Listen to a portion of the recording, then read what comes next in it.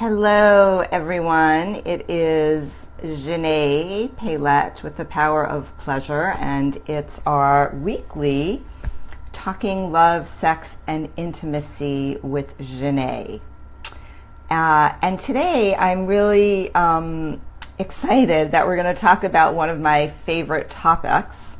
It's something I kind of geek out on a little bit. I have that tendency to geek out on some things, and that's one of the things that I geek out on.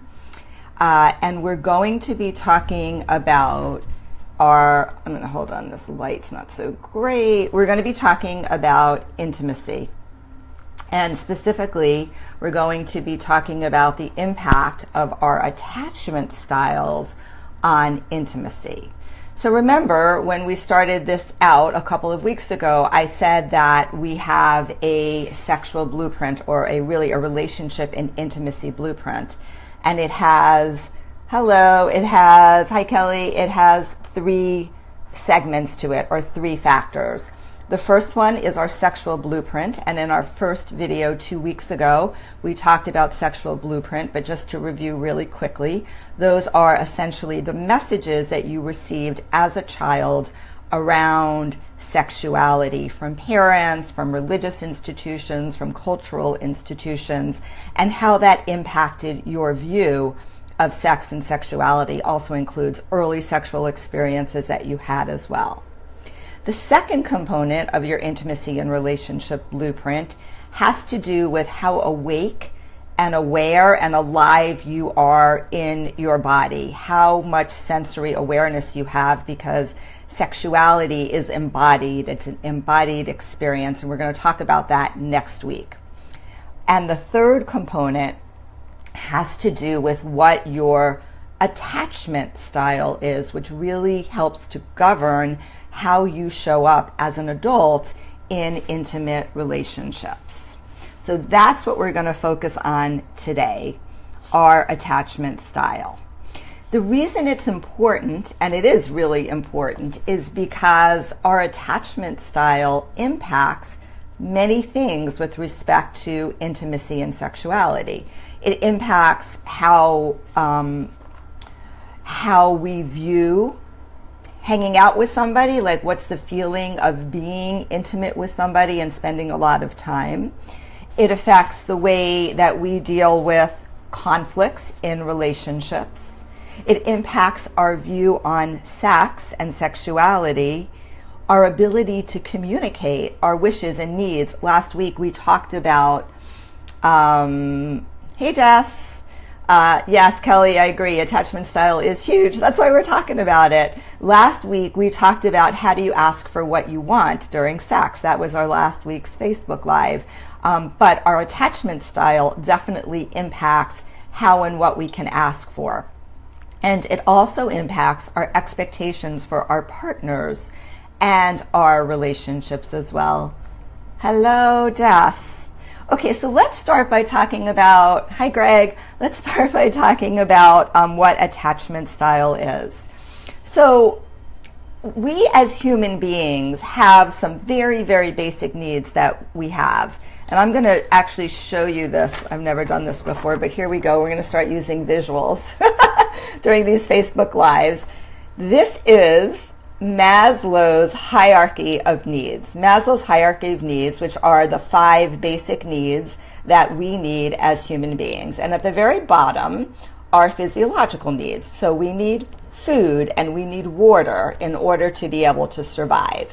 And then the second need is safety. We need to have, and this is safety at a very base level of survival. We need to have shelter. We need to be warm. We need not to be wet and cold. There's also the whole piece of emotional safety, but that's not really what he's talking about in terms of needs. Well, maybe you could argue he could. And then the third need here is the need for love and connection. And it's interesting because I was working with somebody the other day and who obviously had a lot of issues around intimacy, and said to me, I don't understand why anybody needs to have intimacy. It just doesn't make any sense to me at all. And I said, well, you know, it's a basic human need. There's this basic human need for us to have love and connection. And when we really looked at it, we noticed that he did have intimacy with a pet, right? With an animal, he was able to have that love and connection and touch that we need in order to be able to survive. So that's where, at a very base level in terms of our human needs, and this is where we're geeking out on attachment theory, but I promise we're going to get into some of the practical aspects of it. That's where that need for love and connection comes in, and that's where attachment style shows up. So this morning, in preparation for this Facebook Live, because, I'm a teacher, so I do research, I looked at this incredibly disturbing video, and you might have seen a picture of it posted on my Facebook Live. Not the video, but actually it's just a still from it. There was a researcher in the 1950s, I think his name was, hold on, let me get this right, John Harlow. And he did this very intense and sad and pretty much basically inhumane and cruel experiment with rhesus monkeys, where he did two different experiments. One set of rhesus monkeys, he separated them from their mother initially at birth.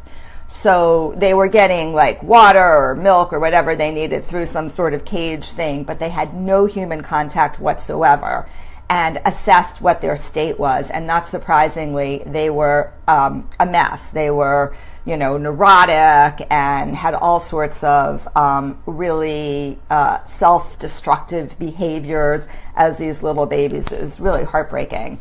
And then they took another group, hello Kai, they took another group of rhesus monkeys and they put in a surrogate mother. And there were actually two options. There was a surrogate mother that was a wire mother, which provided the food, and then there was a surrogate mother that was just like a soft cheesecloth mother. These were actually not real animals, right? And what they noticed was that the rhesus monkeys clung to this soft cheesecloth mother, even though it could not literally provide any food. They had to go to the other wire mother to get their food. So one of the things that this showed was the need at this very, very early stage to have connection, which makes sense for any of us who have had babies or have certainly seen how, children react. In the 1930s, and these were both English researchers, I'm not sure why, but in the 1930s there was a psychologist named John Bowlby, and John Bowlby worked in a center for emotionally disturbed children. And he began to notice the relationship between the emotionally disturbed children, their behaviors, and the behaviors of their mothers. And over several decades, he and another psychological researcher named Mary Ainsworth created this whole evolutionary concept of attachment theory. And that really is what we all work with right now, the Bowlby concept of attachment theory.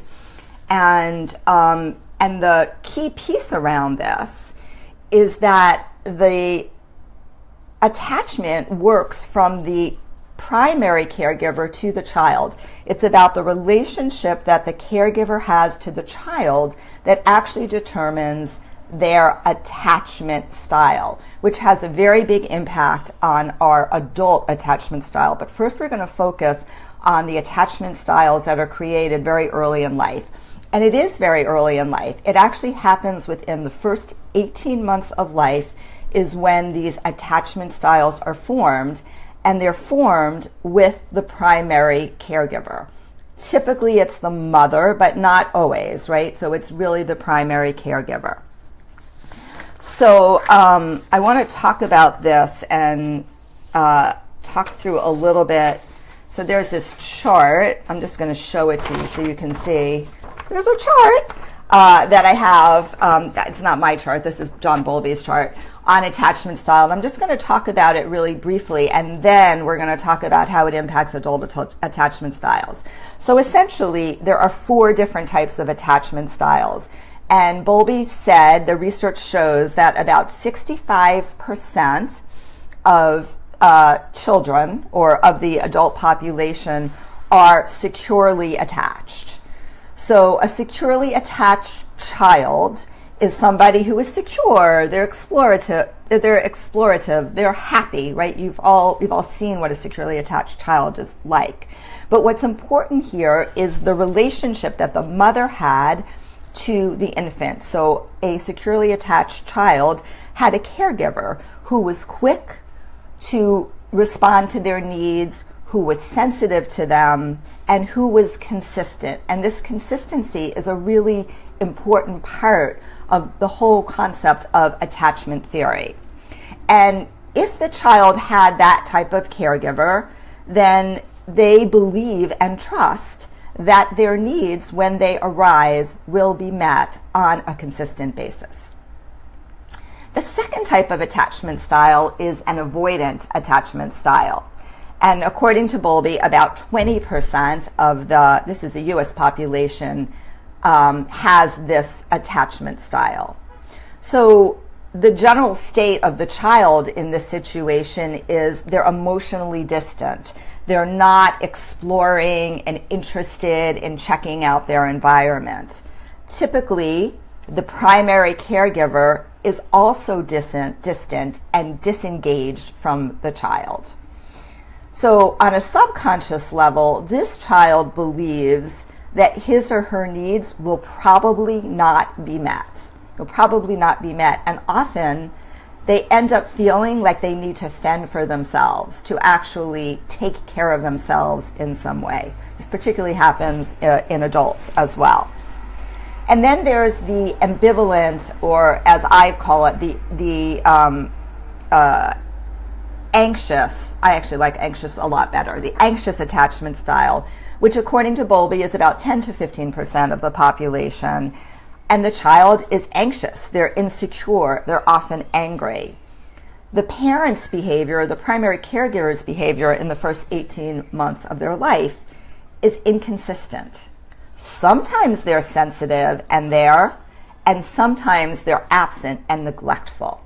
So there's an inconsistency in the behavior. And this child learns that they cannot rely on their needs being met because of the inconsistency of their primary caregiver.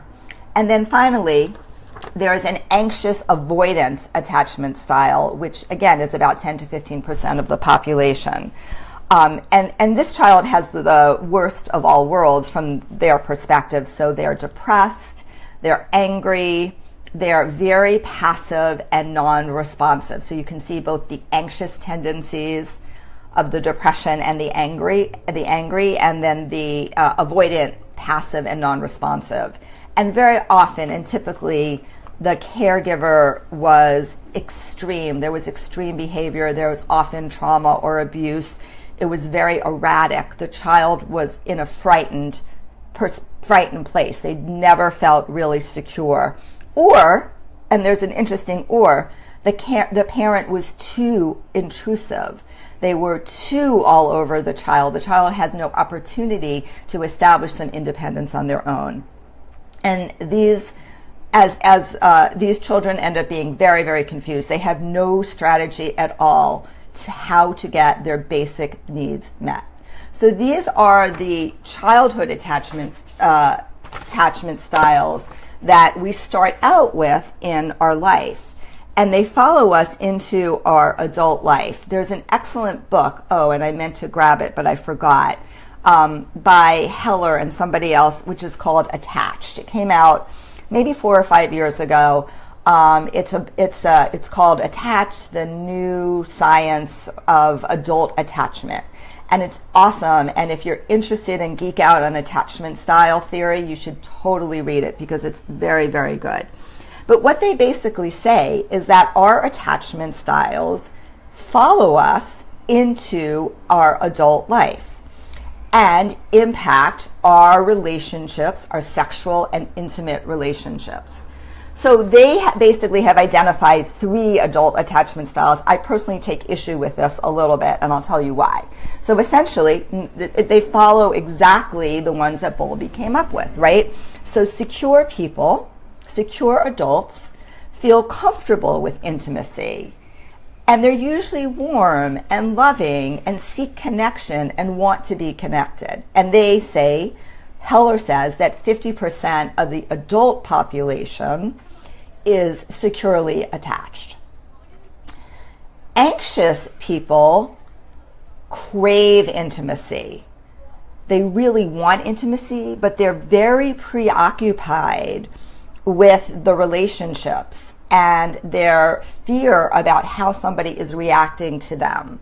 So they tend to worry a lot about their partner's reactions and whether they will actually love them back. So in my Somatica training program, we talked about islands and waves, and this is like a wave attachment style or personality. You think about a wave, it sort of comes in and it goes out, right? So it's like, I want you, but I don't. I want you, but I don't. So it's a very anxious attachment style, and I'll talk a little bit more about how that shows up in adult relationships. And then avoidant people equate intimacy with a loss of independence, and they're constantly trying to minimize closeness, right? So being sovereign and independent is one of the most important things for them.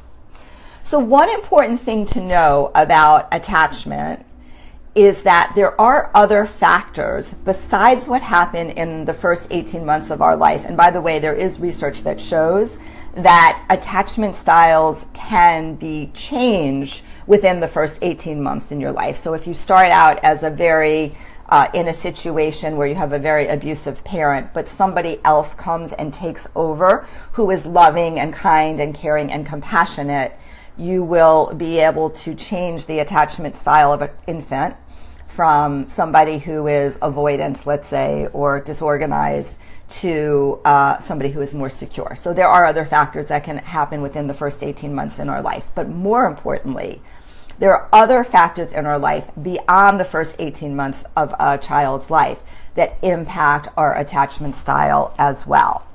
And often it has to do with some sort of abuse or trauma or some sort of severe separation from a parent or a primary caregiver. So I just want to give you an example of how this showed up. I'll just use my own life as an example. So I was very securely attached as an infant. I had a very loving mother and a very loving father. I was actually an accident baby. So my youngest brother is 13 years older than me, and my older brother is 16 or 17 years older than me.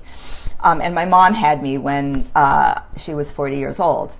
And my mother was never a very touchy-feely person, but my father was, and he was kind of almost like my primary caregiver, and he gave me a lot of nurturing. Every picture is him holding me, not my mom holding me. And then suddenly, when I just turned 3 years old, my dad died of a heart attack, massive heart attack. And my mom, who had a lot of her own issues around attachment and was very anxiously attached, had a nervous breakdown because her husband died. And I ended up still living at home, but I had a lot of caregivers that came in, my grandmother and aunts and, other people, but it was a very, very, very severe disruption.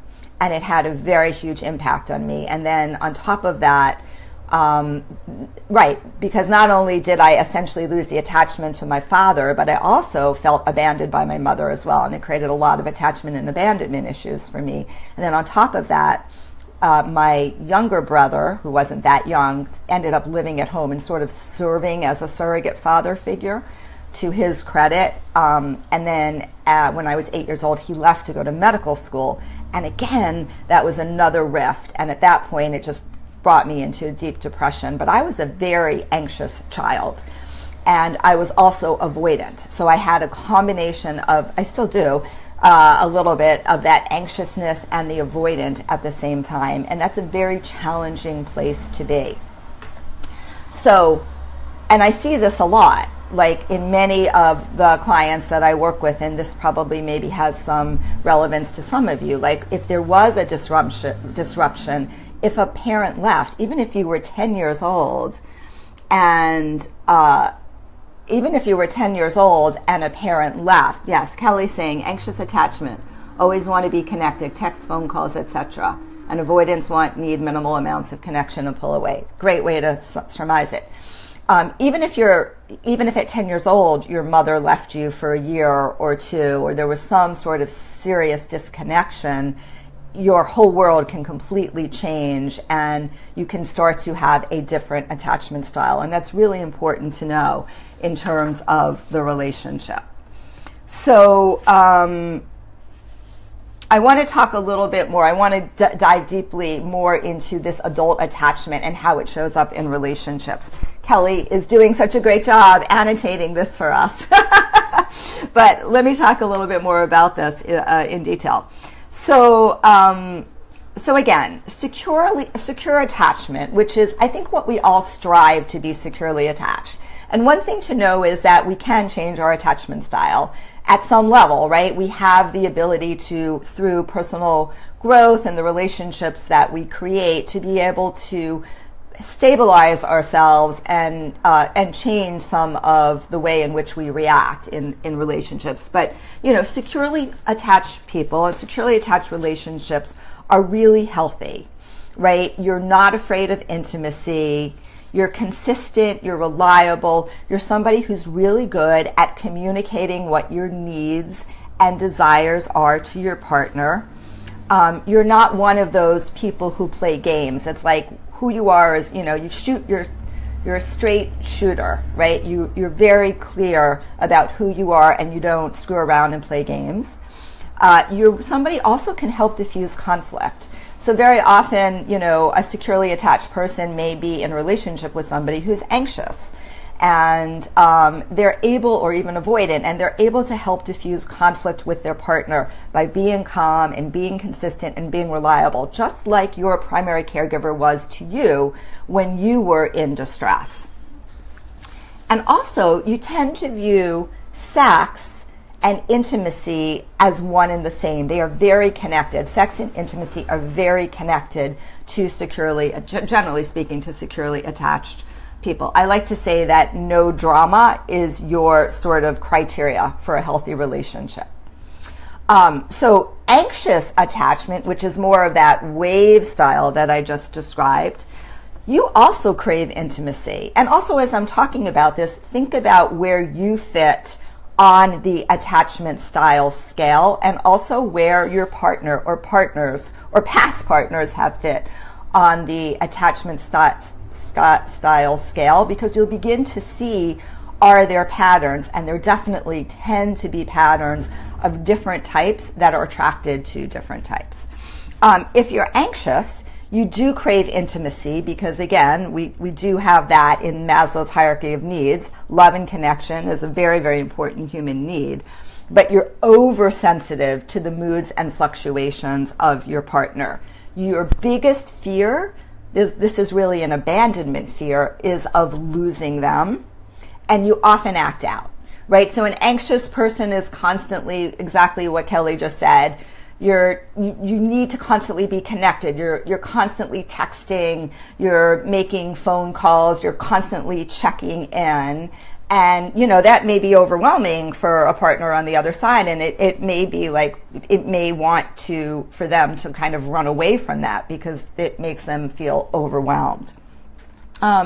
It shows up as being clingy or needy. And for many of us, feeling that somebody is being clingy or needy is not a really secure feeling and something that we look at. And I can say that my ex-husband was absolutely like this. And pretty much now, like, if I sense any type of clinginess or neediness in a potential date or partner, I am just like, absolutely not. Like, you have radar for this. You have really strong emotional radar. It also often shows up in a passive-aggressive type of activity. You exactly know what I mean by this, because you're always waiting for the other shoe to drop. You're always waiting for that person to tell you you're not good enough and leave you. And that's a very, very common thing for somebody who is anxious, who has an anxious attachment style, that wave style. And an avoidant attachment style, which we describe in our somatica practice as being an island, kind of just says it all, right? You're somebody who even though deep down you do want connection and intimacy, you're afraid of it. You need to be independent. You need to be sovereign. That's the most important thing for you. You're uncomfortable with too much intimacy because it makes you feel too vulnerable. And most of the time, you're not able to connect with your emotions, right? So that vulnerability, again, feels overwhelming. So you're emotionally shut down. You're somebody who likes to completely avoid conflict, often by just leaving, by disappearing, whether you disappear physically or you disappear emotionally or you ghost somebody, there's a disappearing that happens. And you're constantly taking actions to drive your partner away. In Heller's book, they talk about all of these ways, and it's, again, an excellent book, where there are actions that we take that go right into our attachment style and how we drive our partner away by acting out in different ways depending upon what attachment style is. And if you look at this and the examples that they show, you will probably say, oh, I see myself in that, or I see my ex in that, or, you know, it's very, very, very relatable. Okay, and then finally, there's the anxious attachment style. And again, I said there's a relatively small percentage of this. Now, this is where I take issue with Heller. They actually don't talk about an anxious attachment style. They only identify 3 adult attachment styles, but I absolutely know from both my own experience and working with a lot of different individuals in my practice that there are a lot of people, there's definitely a fair number of people who are have an anxious avoidant attachment style. And this shows up as you flip back and forth. You if somebody starts getting too close to you, right, your avoidant tendencies come out and you push them away, right? Like, oh, you're getting too close to me, I'm going to push you away. And the minute you push them away, your anxious tendencies show up, and then you get clingy and needy. And it's a very, very challenging style. And there's a tendency in relationship patterns, and there's lots of different relationship patterns and cycles for anxiously attached people and avoidantly attached people to be attracted to each other. And so you create, again, this is something I see all the time in couples that are struggling with relationship issues, that one attachment wound is around abandonment and another one is around an anxious attachment or more of an avoidant attachment, and so they're often in conflict when in fact what they're looking for is connection, and neither one of them can get over their attachment wounds to get into connection. Okay. What else do I want to say about this? In general, in the dating world, and I think we talked about this all right, if you're single and dating, you will have some radar and some signals if the person that you're involved with or getting involved with is constantly texting you and calling you and all of that stuff. You can pretty much assume that that is the person that has an anxious attachment style. It doesn't mean that you don't have to date them. It just means that you need to have to understand that and figure out whether or not that's something you can handle, or whether it's something you can't handle and they're just not the right fit for you. And avoidant, again, these are broad generalizations, but tend to be people who have struggled being in long-term relationships. And when I say long-term relationship, I kind of define that as something more than a 3-year period of time. Often, I see a lot of men in particular, I guess men and women both in the Bay Area, who are single and have never really been in a long-term relationship. Maybe they're just serial dating or serial kind of monogamous, but it's like a year and then a year and then a year. So these tend to be people who have an avoidant personality. For those of us who have played in the poly world, there's a fair number of, this is again a little bit of a generalization, but I think that there's a lot of truth to this.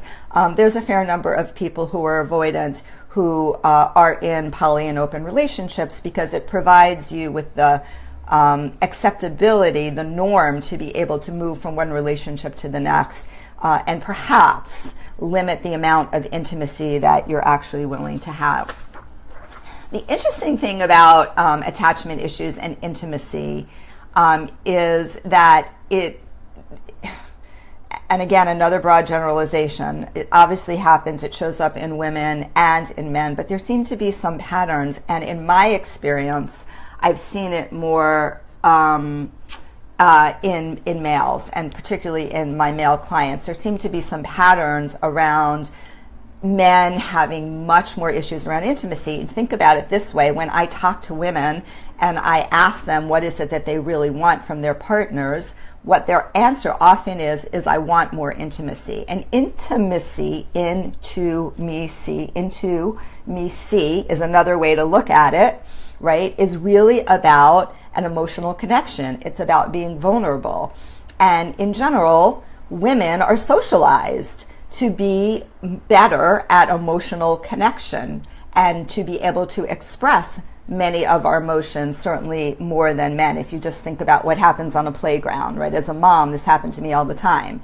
The little girl falls down, she gets scooped up, she gets held, she's allowed to cry. The little boy falls down on the playground, he's like, oh, get up, like, don't cry. Crying is for babies, right? So we, at the very, very early ages, socialize boys and girls differently. And this is part of the reason why men aren't able to connect with their emotions. They also often do not have the great modeling, or have great modeling from their fathers, because they also were not able to connect to their emotions. And so it's incredibly challenging. It's really impossible to establish true intimacy with somebody if you cannot connect with your own emotions, so that you can connect with that other person's emotions as well and allow yourself to be really vulnerable. I think this is why, in general, it seems to be more of an issue with men. But again, I've had plenty of women who I've worked with as well who have had issues around intimacy, and almost always they're women who have had trauma or abuse in their background. And anybody who's experienced trauma or abuse in their background is almost absolutely likely to have issues around intimacy, and often have an avoidant attachment style or an anxious attachment style, or definitely generally not a secure attachment style. That's one of the ways in which sexual abuse and trauma really does a number on us in terms of our ability to relate to other people and to have a healthy relationship with sexuality and intimacy. So basically, there are three common things that I see. As I already talked about, one is an inability to sustain a long-term relationship, right? You're just not able to do that because the fear of getting too close to somebody pushes you away, and you just don't want to go there. So you can date somebody for a year or 6 months or whatever, but when push comes to shove and you really need to dig deep, when issues come up, your avoidant personality makes you go away. The second piece is being put in the friend zone rather than viewed as a relationship material.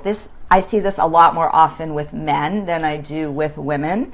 But, there are a lot of men who have developed these close friend relationships, but they're unable to actually make it into a sexual relationship or romantic relationship.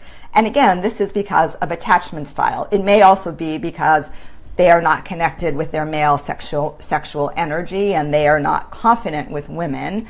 But, frequently this is somebody who is, sometimes it's somebody who's had a very, very domineering mother, right? There's another way in which that shows up, right? Remember I said that, at the very end, if an anxious avoidant style could also be somebody who's very, very domineering, somebody who disempowers a child will often end up also constantly being put in the friend zone because they really don't have a healthy relationship with a woman.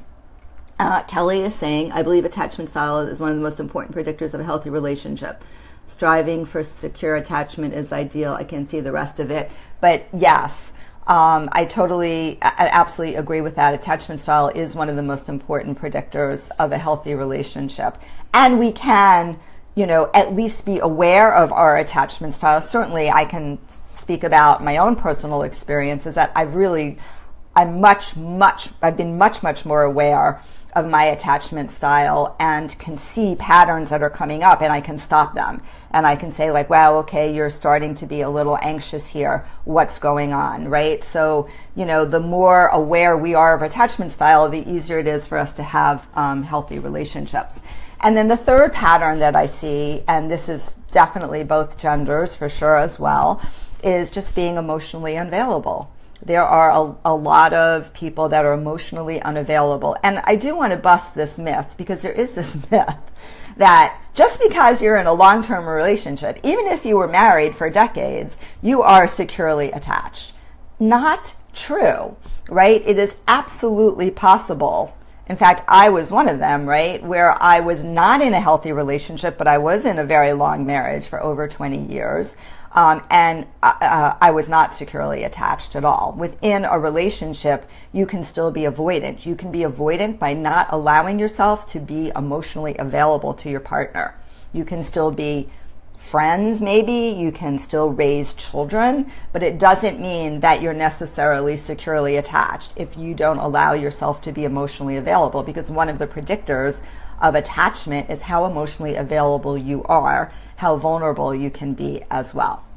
So that's absolutely not true. And you also see people in long-term relationships who are, avoidant, right? Who tend not spending that much time with their family, who avoid conflict. So there are a lot of other issues around attachment as well.